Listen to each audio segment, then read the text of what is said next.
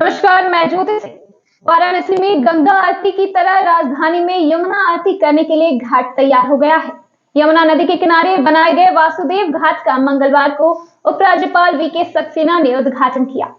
इस परियोजना को यमुना नदी के बाढ़ के मैदान को बहाल करने और पुनर्जीवित करने के लिए एक और मील का पत्थर माना जा रहा है।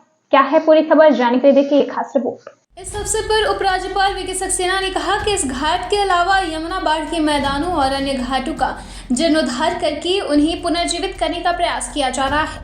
उन्होंने उम्मीद जताई कि इसी तरह की परियोजनाओं से न केवल यमुना के किनारे अपना पुराना स्वरूप वापस पालेंगे, बल्कि यहाँ आकर लोगों को सुखद अनुभूति भी होगी। दरअसल ये दिल्ली की सबसे बड़ी विरासत है और ये हम सभी की जिम्मेदारी है कि हम यमुना के प्रति अपनी आत्मीयता बढ़ाएं और यमुना के संरक्षण के लिए जिम्मेदार और जवाबदेही बनी।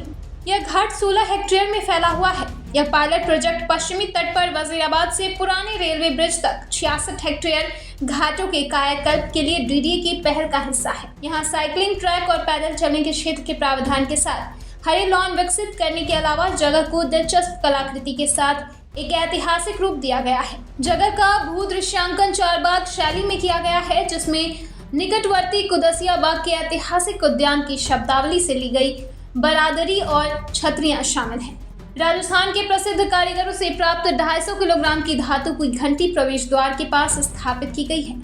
गुलाबी कोटा पत्थर से बनी विशाल हाथी संरचनाएं एक और आकर्षण है। इसके अलावा वासुदेव घाट पर एक प्रचुर प्राकृतिक स्थान विकसित करने के लिए बाढ़ क्षेत्र के किनारे लगभग 1700 अतिरिक्त देशी और प्राकृतिक प्रजातियां लगाई गई हैं। ब्यूरो रिपोर्ट, दिल्ली समाचार।